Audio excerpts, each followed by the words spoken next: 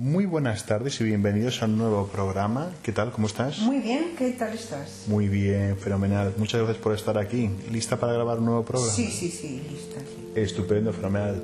Muy bien.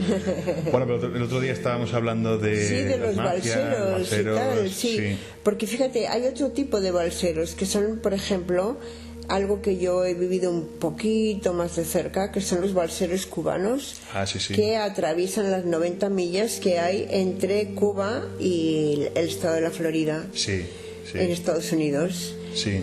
Entonces, la verdad es que constantemente a lo largo de estos últimos años han estado pasando, aunque es una zona muy peligrosa. Sí, por los tiburones, por las corrientes. Hay corrientes, muchísima gente muere en el intento.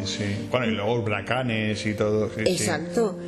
Hay vientos y tormentas frecuentes, y luego además que ellos no tienen medios para hacer lanchas fuera bordas ni nada en Cuba, sino que se construyen lanchitas de la nada, con materiales de la nada, ¿no? Sí.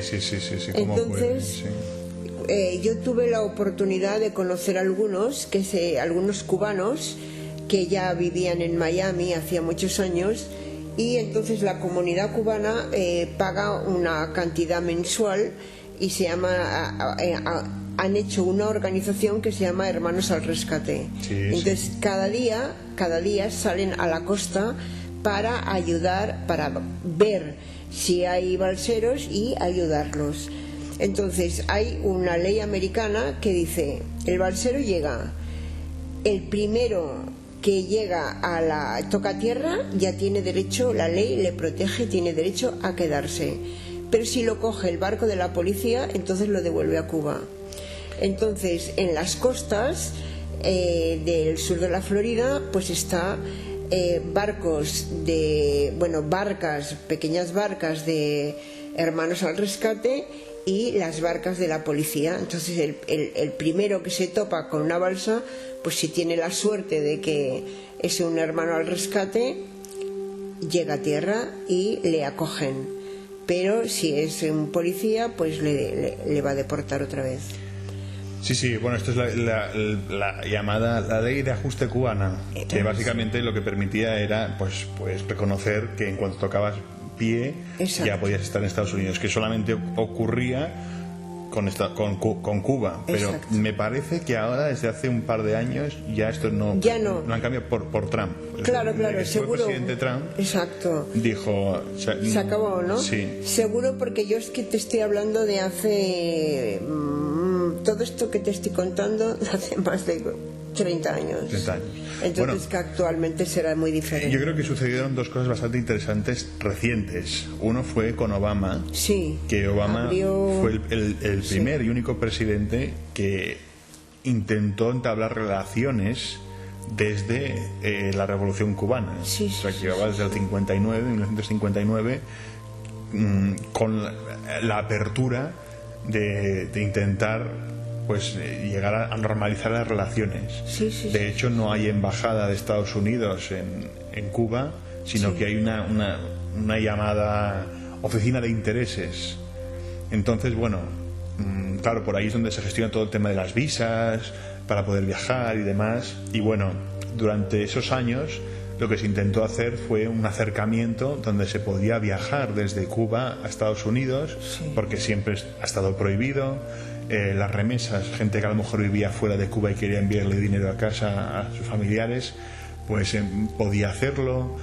Incluso hubo un acercamiento en el sentido de la telefonía. Entonces Estados Unidos le ofreció tecnología para la telefonía móvil a Cuba. Entonces, pues parecía que se iban a normalizar un poco las relaciones entre los países.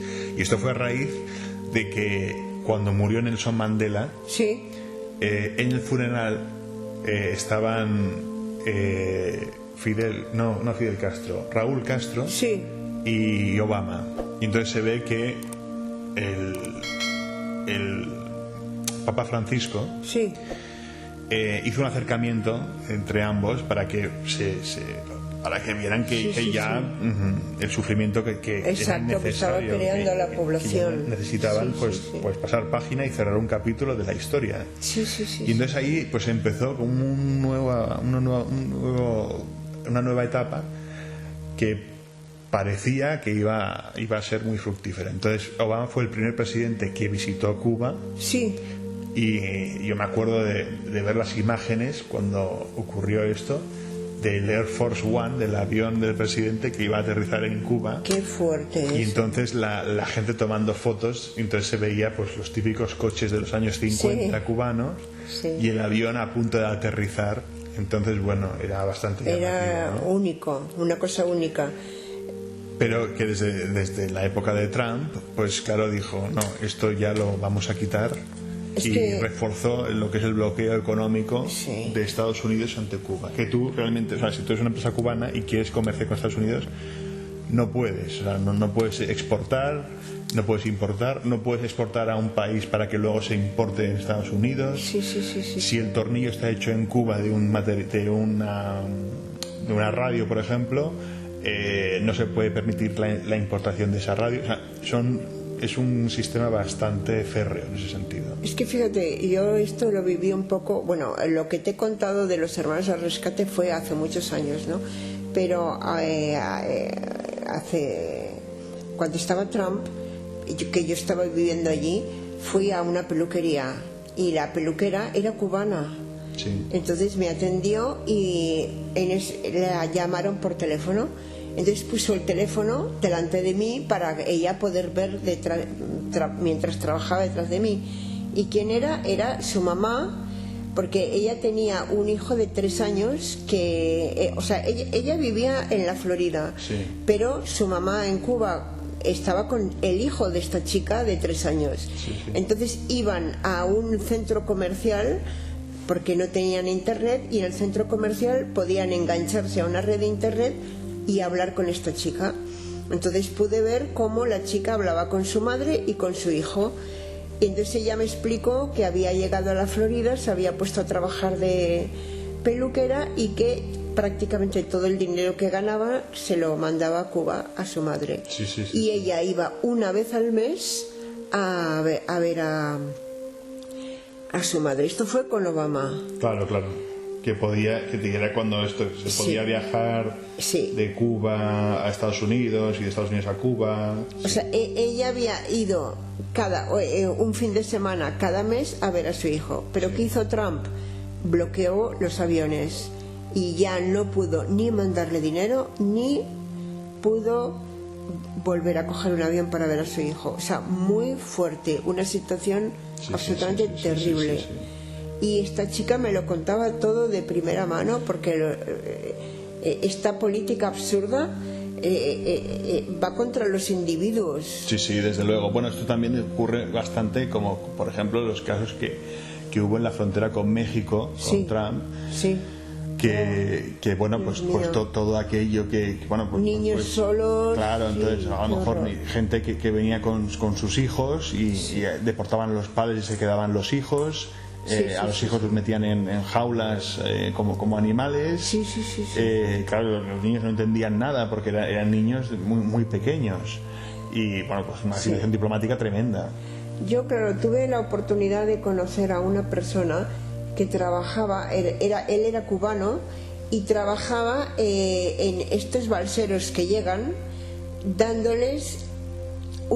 preparándoles para un trabajo. Les daban una casa donde vivían comunitariamente, ropa, comida y trabajo. Y él se quejaba, él era cubano, se quejaba de que los que llegaban de Cuba no estaban dispuestos a trabajar como los americanos o los cubanos que vivían en la Florida. ¿Sabes? Entonces decía, por más que estamos haciendo, no estamos, porque el sistema donde ellos han crecido no es de entrega en absoluto al trabajo, ni muchísimo menos. Entonces no se adaptan a lo que aquí se les exige. Y tenían problemas de adaptación muy importantes. Bueno, habrá de todo, pero imagino que... Habrá de todo, pero que era asistente social, se quejaba de esto, ¿no? Claro. De que no podía con ellos, no podía porque... Pero no es culpa de ellos, sino es culpa de la educación que habían recibido de cómo se hacen las cosas. Yo esto también lo oí en la Alemania oriental, cuando se abrió el muro de Berlín. Sí, hombre, sí. Los alemanes occidentales se quejaban de que eran vagos, de que eran... Sí, que no trabajaban de otra manera, no estaban dispuestos a entregarse al trabajo, no sacaban las cosas adelante, estaban acostumbrados a otra manera de hacer las cosas, que no era la occidental. Claro, era una manera diferente. Y la verdad es que, bueno, el muro de Berlín y todo lo que era la Alemania dividida, que ahí también hay más historias ahí muy fuertes. Terrible. En un futuro ya hablaremos de eso, porque la verdad es que es un sufrimiento de la humanidad demasiado fuerte. Innecesario. Totalmente. Por la avaricia de los políticos. Muy bien. No, totalmente de acuerdo. Pues aquí lo vamos a dejar por hoy. Muchas gracias, abuela. Ya son nuestras alarmas. Hasta la próxima. Entonces. Muchas gracias. Chao. Si te ha gustado el programa, suscríbete y dale a like. Y no te olvides darle a la campanita para no perderte ningún episodio. Nos vemos en el próximo programa. Chao.